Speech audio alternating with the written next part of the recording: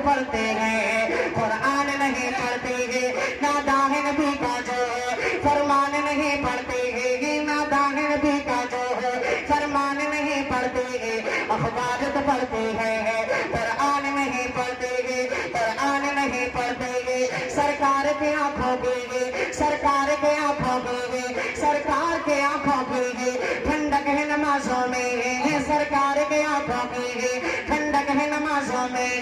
क्या आप ये सीरत का उन्वान नहीं पढ़ते हैं, उन्वान नहीं पढ़ते हैं, उन्वान नहीं पढ़ते। अंधेर टिके नहीं सकते कि ऐसा नूर है कलाम पाक, कलाम पाक, कलाम पाक के पढ़े घरे में रोशनी।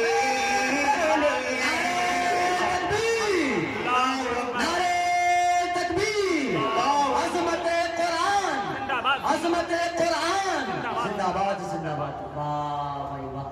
आखिरी वक्त में आपने कलाम पाक के पढ़े घरे में रोशनी के लिए मेरे खुदा मेरी आँखों की जिंदगी के लिए मौला मुझे दिखा दे मदीना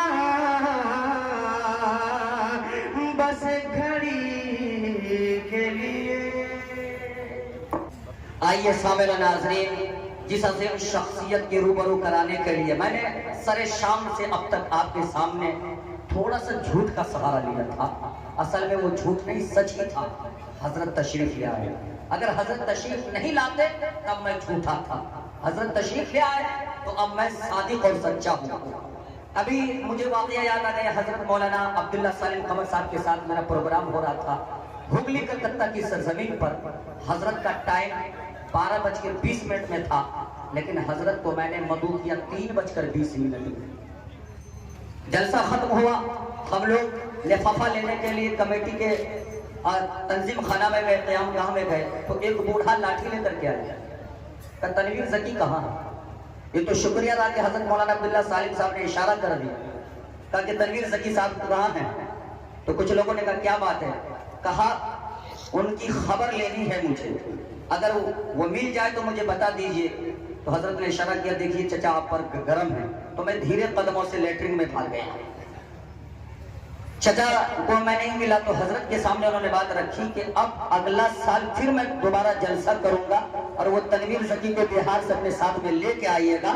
उसकी खबर मैं लूंगा कि जिसके पीछे मैंने हजारों लाखों 50 लाख रुपए खर्च किया वो हजरत मौलाना अब्दुल्ला सालिम कमर साहब हैं। इनको वक्त पर नहीं बोला कि तनवीर ज़की ने 3:20 में बुलाया है, लेकिन हकीकत वाकया ये था कि मेरी कमी नहीं थी बल्कि मुंतज़िमा कमेटी की कमी थी, तनवीर ज़की की नहीं थी। मैं हमेशा समझता हूँ कि हर जलसा कामयाब हो। आप देखते होंगे कि नाज़िम जलसा चीख कर, गला फाड़ कर, सीने का रस और हियाला गुर्दा जियाला सारी चीजें निकाल देता है, लेकिन मजमा को भागने नहीं देता। ये असल कप्तानी की जिम्मेदार होती है। कि बोलते सुभान अल्लाह। अच्छा, कितने लोगों को अपने माँ से मोहब्बत है? थोड़ा धीरे से बोलते सुभान अल्लाह। बहुत सारे नौजवान कर्नाटका, दिल्ली, हैदराबाद जाते होंगे, जब सफर से घर आते होंगे, जनाब अशफाक भाई ये अच्छी तरह से समझते हैं, जब घर सफर से आते हैं तो उनकी बीवी थैला और झोला और झोली को देखती है कि क्या लाए हो, लेकिन माँ कहती है कि बेटा तुम बहुत दुबला गए हो, सेहत तुम्हारी कमी पड़ रही है, चेहरे पे झुर्री आ रही है। जब भी मैं अपने घर में जाता हूँ तो मेरी माँ मुझसे यही कहती है कि बेटा तेरी सेहत दिन ब दिन घटती जा रही है, लेकिन बीवी यही पूछती है कि झोला और थैला में लिफाफा में क्या मिला है। ये माँ की मोहब्बत है। मेहनत के एवज उसने कोई उजरत नहीं मांगी, मेहनत के एवज उसने कोई उजरत नहीं मांगी, दुनिया से कोई हस्बे जरूरत नहीं मांगी। अरे ये माँ का जिगर है कि लहू अपना पिलाकर बच्चों से कभी दूध की कीमत नहीं मांगी। ये माँ का जिगर है कि लहू अपना पिलाकर बच्चों से कभी दूध की कीमत नहीं मांगी।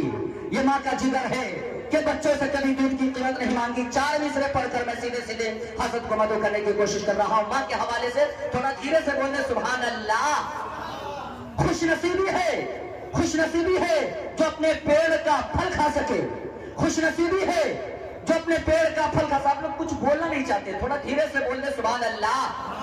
लोग अपनी औलादों से रखते हैं क्या क्या उम्मीद, लोग अपनी औलादों से रखते हैं क्या क्या उम्मीद। खुशनसीबी है जो अपने पेड़ का फल खा सके, खुशनसीबी है जो अपने पेड़ का फल खा सके और पूरी करते रहते हैं बीवी की सब फरमाइशें, पूरी करते रहते हैं बीवी की सब फरमाइशें और बूढ़ी माँ का चश्मा नहीं बनवा सके, पूरी करते रहते हैं बीवी की सब फरमाइशें और बूढ़ी माँ का चश्मा नहीं बनवा सके।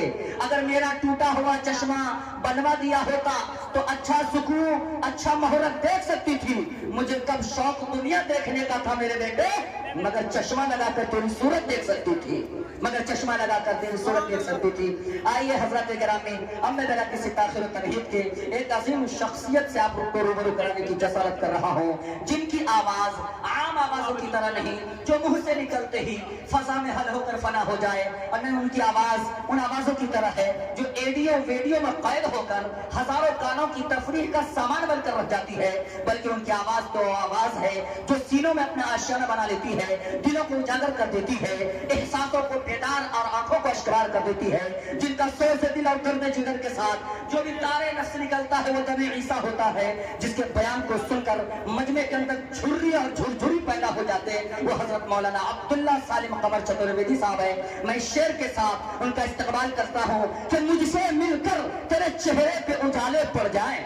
जनाब अशफाक साहब खुसूसी तक बच्चों, मुझसे मिलकर तेरे चेहरे पे उजाले पड़ जाए, शहर के लोग हमें देख के काले पड़ जाए, मैं रहूं चुप तो सभी चीख पड़े वहशत से, मैं अगर बात करूं होठों पे ताले पड़ जाएं, मैं अगर बात करूं होठों पे ताले पड़ जाए।